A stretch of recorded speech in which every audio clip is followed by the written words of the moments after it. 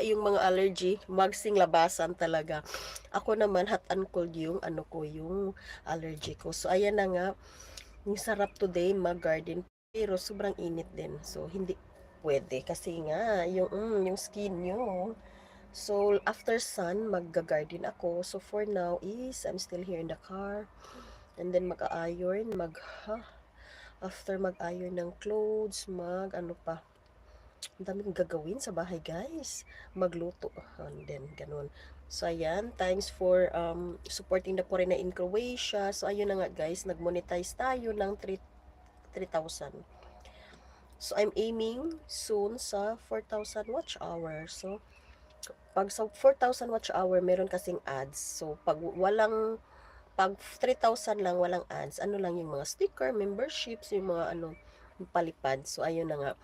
So, we're aiming for 4,000 and so we can have para makalikom tayo ng pera, mag-charity tayo, magpa-feeding program. So, ayan lang, yun yung wish ko na makapag-feeding sa amin. Yung kahit mga arroz caldo, mga ganon, yun yung mga wish ko talaga. So, ayun na nga guys. So, dito tayo, mag-ikot-ikot muna tayo.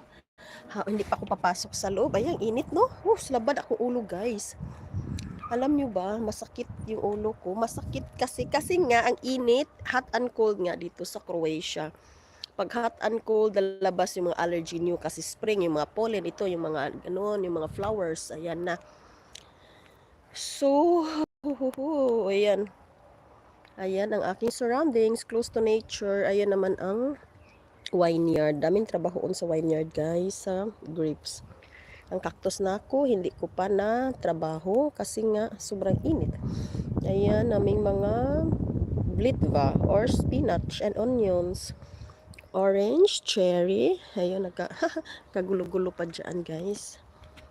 And, kamusta? 8 million viewers.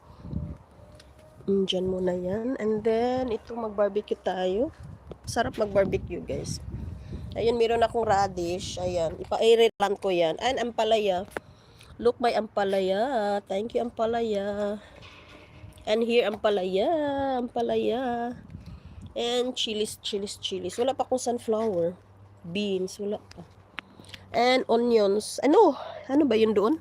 Eggplant, tomatoes, parsley, potatoes, and beans and peas. So, ayan lang guys. Rams mo to.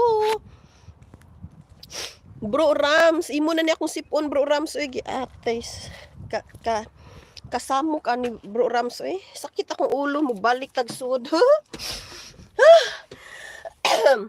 Mubalik tagsod pagkainita. 20 rabia dire, 20 degree. Pero sobra kainit ang 20 degree dire. Mura siya ka ng murag 30 sa Pilipinas. Ako bitang makumpare no, mas init dire kaysa Pilipinas. Di ako sa Pilipinas, nag 3 months bibakasyon.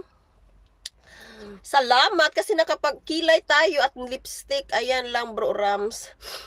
Alam nyo ba, yung nagbakasyon kami ni Angela sa Cebu, 3 months yun hindi ako nagpayong-payong. Magpayong lang mag-uwan.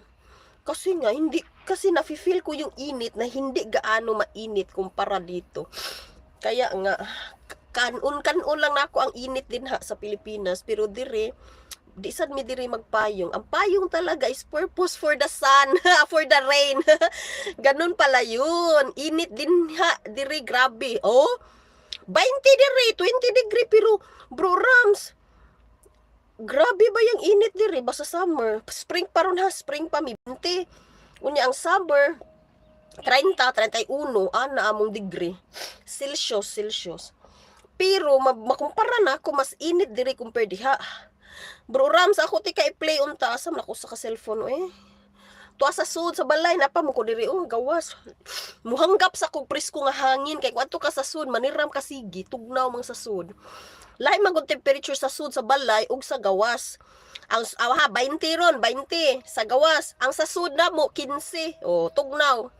Mo na mo labad imong ulo, imong allergy manggawas. Nawa hupong pa mga akong mata.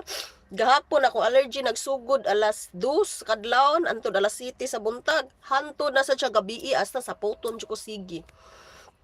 Nya di ko ganan mo kaon, mura kag way panglasa na ba. Basta labad imong tampihak, hari tampihak. Ayan, so ako sa